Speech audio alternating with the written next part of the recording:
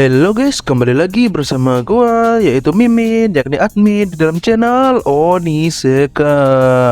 Oke guys, setelah kita membahas Logism chapter 445 dan pada hari Kamis malam rilis chapter 446, maka dalam video kali ini gua akan membahas poin-poin dan juga teori apa aja yang dapat gua temukan di dalam Logism chapter 446 ini coy. Oke guys, gua juga mau mohon maaf apabila suara gua agak bindeng ya guys ya, karena gua baru aja sembuh coy dari sakit kemarin. Dan kalian juga jangan lupa jaga kesehatan coy, karena sekarang musimnya sedang gak enak coy, musim pancaroba. Oke guys, sebelum lanjut ke inti video, gue juga mau ucapkan terima kasih banyak kepada 485 orang yang sudah subscribe channel gua coy, dan juga kepada orang-orang yang telah menonton video gua ucapkan terima kasih banyak coy. Oke guys, tinggal sedikit lagi guys sampai 500, bisa lah sampai 500 ini.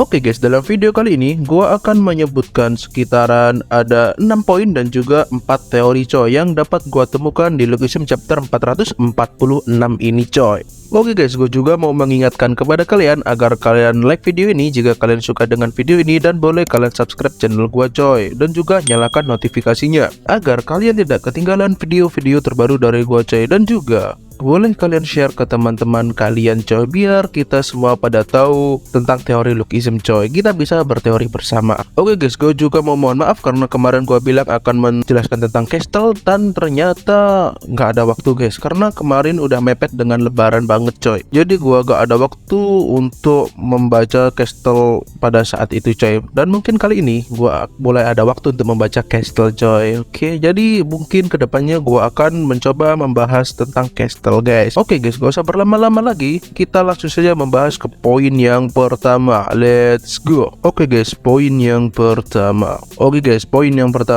Ternyata teori gua yang nomor 1, ya benar, teori gua di video sebelumnya yang nomor 1 salah guys. Karena pada panel sebelumnya Park Hyung-suk memang bertemu dengan Park Jin-young guys. Padahal Park Tae-jun biasanya tidak to the point ini guys. Ini malah langsung dipertemukan antara Park Hyung-suk dengan Park Jin-young. Mungkin PTJ ingin sedikit mempercepat alur pada arc ini guys, mengingat arc ini masih belum berjalan ke arah klimaks dari sebuah arc menurut gua guys. Itu poin yang pertama. Poin yang pertama menjelaskan bahwa teori gua nomor 1 salah guys. Oke guys, poin yang kedua, ya seperti poin yang pertama, teori gua yang nomor 2 juga salah guys. Ya meskipun tidak semuanya salah, ya mungkin sekitar 50% salah, 50% benar. Teori gua yang benar yakni pas gue bilang pertemuan itu tidak akan mengharukan. Selain yang gue bilang itu, teori gue yang nomor 2 itu salah guys. Ternyata pada chapter ini kita diperlihatkan sosok Park Jin-young yang telah kecanduan oleh obat-obatan guys, dan terlebih lagi dia kecanduan oleh obat penenang, dan dia telah menjadi sosok yang sangat berbeda dari Park Jin-young yang kita kenal dulu guys. Itu poin yang kedua. Oke guys, poin yang ketiga, pada chapter ini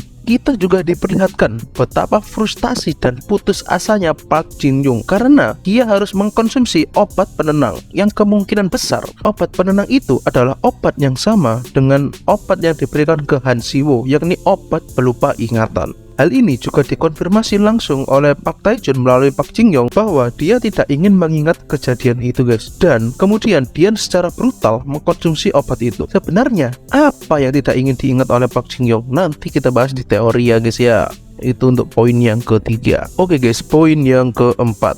Setelah sekian lama, akhirnya kita diperlihatkan bahwa PHS botak, ya kalau kalian sudah lupa dengan PHS botak adalah yang ini guys. Nah, ini dia gambar PHS botak. Nah, PHS botak ini sudah bisa sadar dan pastinya PHS ori akan tertidur. Tapi lucunya di sini Seonggun masih terikat dalam kondisi seperti itu guys. Anjir, kasihan banget Seonggun coy. Padahal dulu Seonggun pas di AP4, AP3 itu keren gitu coy. Bahkan di AP2 juga keren. Ternyata di panel ini kita diperlihatkan sosok Seonggun yang sangat-sangat kasihan gitu guys. Tapi di sini di panel ini Mimin cukup aneh, bahkan kaget, seakan ada bagian yang keskip, yakni setelah PHS botak sadar, kita langsung dialihkan ke PHS ori yang sudah ada di parkiran ambulans. Menurut Mimin itu kayak ada bagian yang keskip atau emang langsung di skip begitu aja oleh Park Tae-jun. Mimin juga nggak tahu ya, karena menurut Mimin itu agak aneh aja sih. Maksudnya kan PHS botak baru sadar, kemudian bertemu dengan Seonggun, tiba-tiba dia langsung berada di parkiran tanpa memberitahu bagaimana dia mencapai parkiran tersebut. Itu yang menurut Mimin agak aneh. Oke,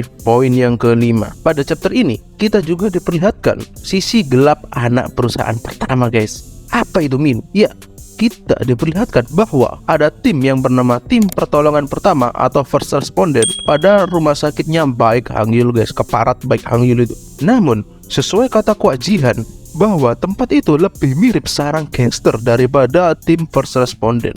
Ditambah pada panel ini kita juga diperlihatkan tim pertolongan pertama sedang membawa seseorang, namun cara membawanya itu tidak seperti membawa pasien guys, dan juga orang yang dibawanya juga dalam kondisi tidak mengenakan pakaian seperti trio sandranya PJY itu guys ya. Jadi pasti panel itu atau clue itu berkaitan dengan apa sisi gelap anak perusahaan pertama guys. Untuk selanjutnya nanti kita akan bahas di teori guys, jadi tonton sampai akhir, oke? Oke guys, poin yang ke-6. Selain itu, pada chapter ini kita juga diperlihatkan salah satu petinggi Junryang yang bernama Cheon Tae-jin, yang ternyata dia juga menempati posisi sebagai direktur anak perusahaan pertama. Dia diperkenalkan dengan gaya dan aura seperti orang-orang kuat guys. Ya wajar sih, karena dia kan salah satu petinggi Junryang. Nah, yang kemarin bilang Junryang tidak tunduk pada orang lain, lihat ini Jin Ho Bin. Hui, katanya Junryang tidak tunduk pada perintah orang lain. Nah, ini apa? Ini apa? Salah satu petinggi Junryang malah tunduk di Ilhe. Apa ini? Woi, Jin Ho Bin, woi, sadar kau? Udahlah Jin Ho Bin, terima aja udah tawaran Aliet, biar kau gabung ke Aliet, biar tonjokannya malah seru, berantemnya tak makin seru, gitu kan guys. Oke guys, itu tadi 6 poin yang gua temukan. Sekarang kita beralih ke teorinya guys. Let's go. Oke guys, teori yang pertama. Sebelumnya, kita selalu diperlihatkan kalau sosok Park Jin Young adalah sosok yang kuat. Tetapi pada chapter ini kita diperlihatkan sosok Park Jin Young yang seperti seorang pecandu guys. Hal ini dikarenakan Park Jin Young ingin melupakan hal itu. Menurut Mimin, hal itu adalah kejadian hari dimana Kim Ga-brong mati guys. Dan juga bisa jadi Park Jin Young adalah saksi kunci dan sangat mengetahui kejadian tersebut. Tetapi Choi Dong-so juga mengetahui hal tersebut. Makanya Choi Dong-so berusaha mencelakai semua orang yang berhubungan dengan Park Jin Young, termasuk orang yang ada di foto ini guys. Ada di foto ini. Atau bahkan lebih parahnya, Park Jin Young memiliki campur tangan dalam pembunuhan Kim Ga-brong. Tetapi dia berusaha mengelak dan tidak mau menerima fakta kalau dia ikut terlibat dalam kematian Kim Ga-brong.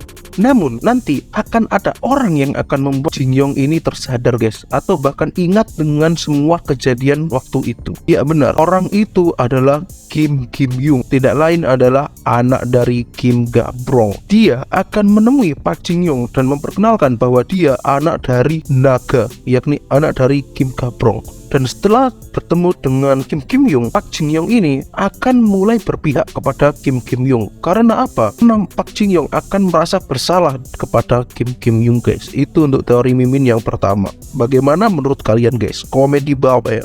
Oke guys, teori yang kedua.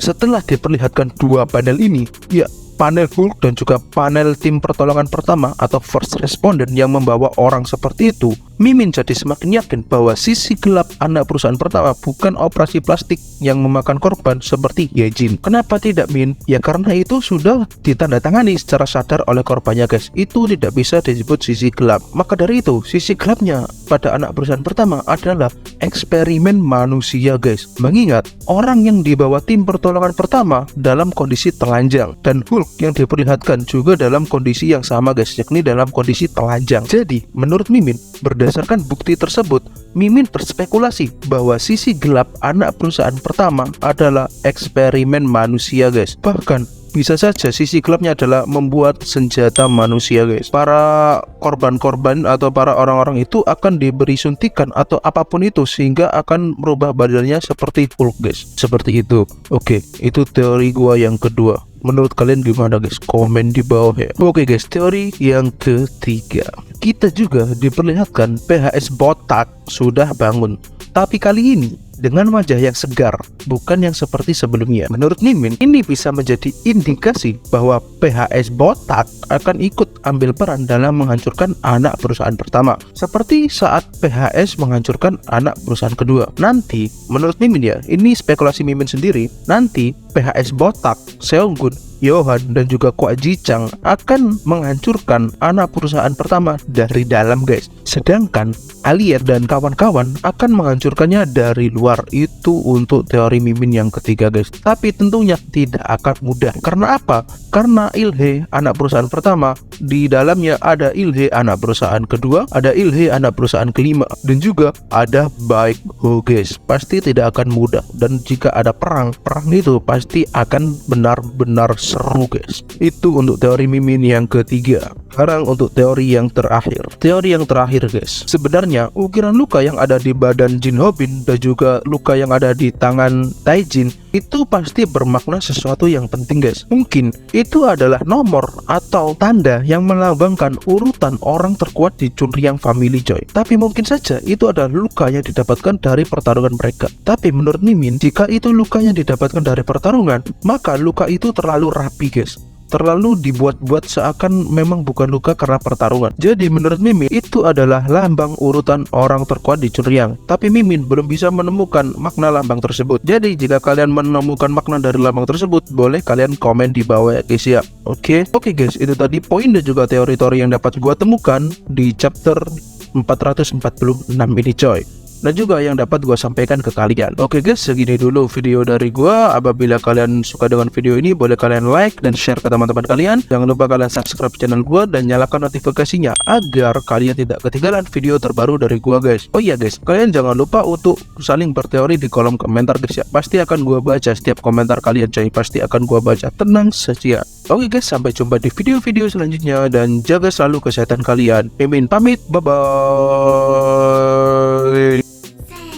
でもそんなんじゃダメもうそんなんじゃほら心は死んで